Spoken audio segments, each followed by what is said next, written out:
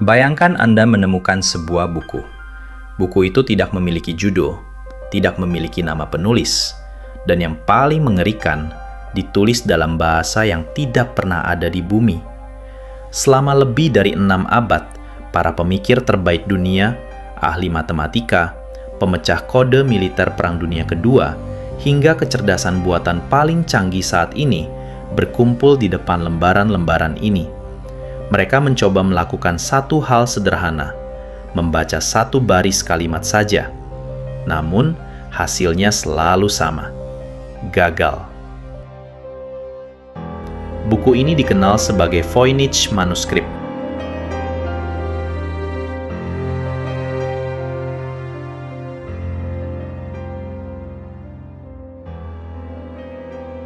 Bagi dunia akademik, ini hanyalah sebuah teka-teki linguistik kuno yang belum terpecahkan.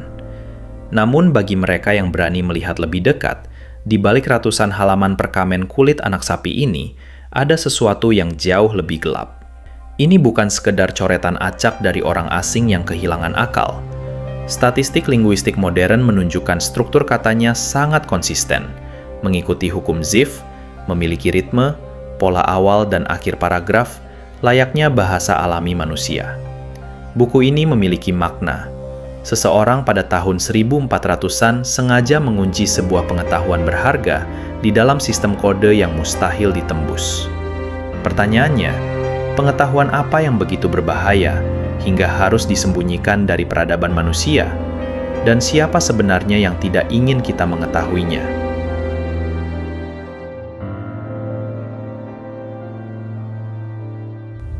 Pencarian kita dimulai pada tahun 1912 di sebuah perguruan Jesuit sunyi bernama Villa Mondragone di dekat Roma, Italia. Seorang penjual buku antik bernama Wilfrid Voynich menemukan manuskrip ini tersembunyi di antara tumpukan arsip kuno. Sejak hari itu, sejarah resmi mencatat buku ini sebagai objek paling misterius di dunia. Banyak yang awalnya skeptis dan mengira ini hanyalah tipuan modern yang dibuat oleh Voynich sendiri demi uang. Namun, sains berkata lain. Pada tahun 2009, Universitas Arizona melakukan uji penanggalan karbon. Hasilnya meruntuhkan semua keraguan. Velum atau perkamen buku ini dipastikan berasal dari rentang tahun 1404 hingga 1438. Era di mana ilmu pengetahuan masih dianggap sebagai sihir dan gereja mengawasi setiap pemikiran manusia. Jika kita melacak jejak kepemilikannya ke belakang, kita akan menemukan nama-nama yang tidak biasa. Salah satu pemilik pertamanya yang tercatat adalah Kaisar Rudolf II, pemimpin Kekaisaran Romawi Suci yang terkenal obsesif terhadap alkimia, astrologi, dan ilmu-ilmu okultisme. Rudolf II bukan orang bodoh yang mudah ditipu. Ia adalah seorang penguasa elit. Namun, ia rela mengeluarkan uang sebesar 600 ducat emas, sebuah kekayaan yang luar biasa fantastis pada zaman itu, hanya untuk membeli buku tanpa judul ini. Mengapa seorang kaisar begitu nekat?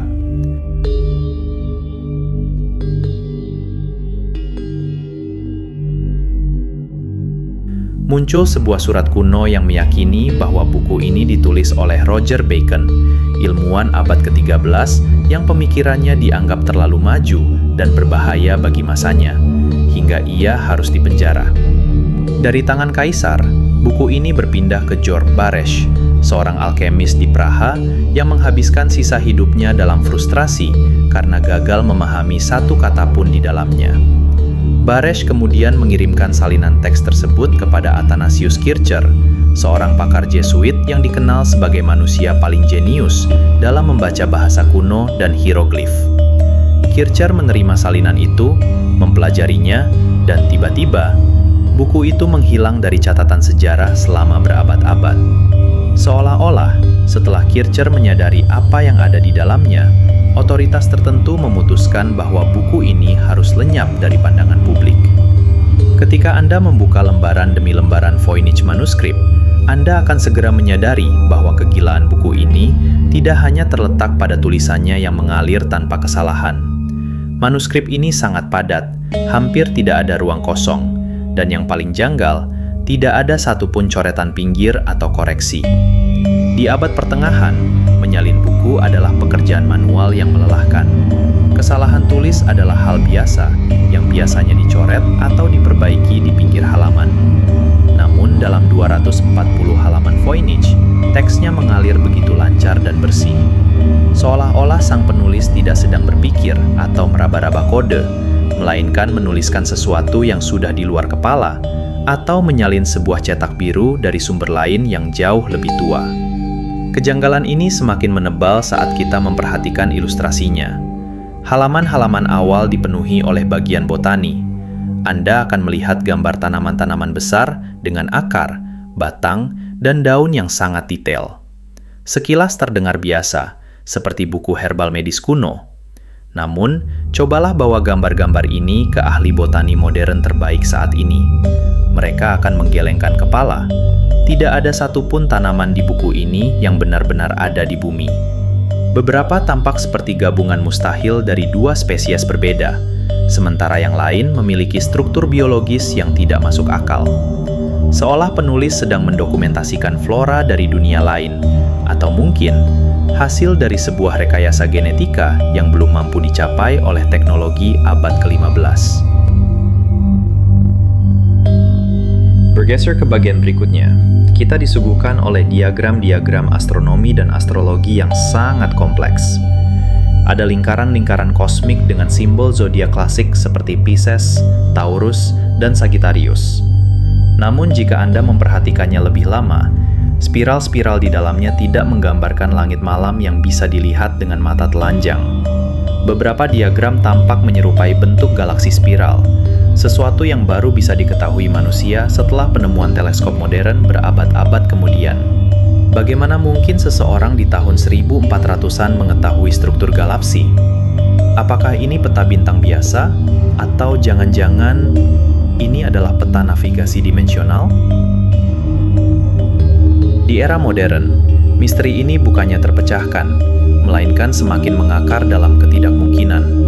Selama Perang Dunia Kedua, sekelompok kriptografer militer elit Amerika Serikat yang dipimpin oleh William F. Friedman mencoba membongkar kode Voynich. Friedman adalah legenda. Ia adalah otak di balik pecahnya kode enkripsi militer Jepang yang sangat rumit. Ia terbiasa memecahkan sandi-sandi yang menentukan nasib peperangan dunia. Namun, ketika berhadapan dengan Voynich manuskrip, Friedman harus menerima kenyataan pahit. Hingga akhir hayatnya, ia gagal. Di abad pertengahan, metode enkripsi biasanya menggunakan substitution cipher atau sistem kode sederhana yang bisa dengan mudah dibongkar menggunakan analisis frekuensi karakter. Jika Voynich adalah kode biasa, Friedman pasti sudah memecahkannya dalam hitungan minggu. Namun Voynich menolak untuk tunduk pada logika enkripsi manusia. Sistem tulisannya, yang kini disebut Voynichese, memiliki pola efisiensi informasi yang sangat tinggi saat diuji dengan algoritma kompresi komputer modern. Artinya, teks ini membawa informasi nyata yang sangat padat. Belakangan ini, para peneliti mencoba menggunakan kecerdasan buatan dan machine learning. AI mendeteksi adanya kedekatan struktur dengan beberapa bahasa seperti Ibrani kuno atau Proto-Romance. Namun setiap kali model matematika mencoba menerjemahkannya secara utuh, teks tersebut kembali menjadi acak dan kehilangan makna di halaman berikutnya. Ini adalah sebuah teka-teki yang tampaknya sengaja dirancang untuk mengecoh kecerdasan organik maupun artifisial. Mengapa tidak ada satupun nama raja, nama tempat, atau tanggal yang bisa dijadikan jangkar penerjemahan? Mengapa dokumen ini begitu steril dari jejak sejarah dunia kita? Disinilah kita harus mulai dunia kita. Disinilah kita harus mulai berani mengajukan pertanyaan yang tidak nyaman. Bagaimana jika ini memang bukan kode? Bagaimana jika ini adalah bahasa asli dari sebuah kelompok, organisasi rahasia, atau fraksi tersembunyi yang hidup berdampingan dengan manusia abad pertengahan, namun memiliki jalur evolusi pengetahuan yang sepenuhnya berbeda? Sebuah cult language atau bahasa rahasia yang sengaja diciptakan oleh elit masa lalu untuk menjaga agar penemuan mereka tidak memicu kepunahan atau pergeseran kekuasaan di dunia luar.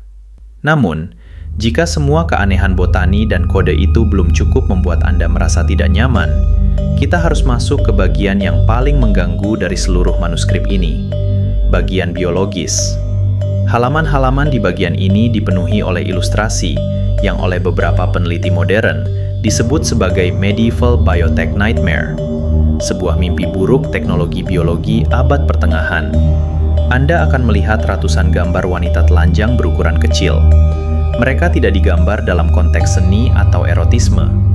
Mereka digambarkan sedang berada di dalam tabung-tabung, kolam-kolam berisi cairan misterius berwarna hijau, dan terhubung oleh jaringan pipa-pipa aneh yang rumit.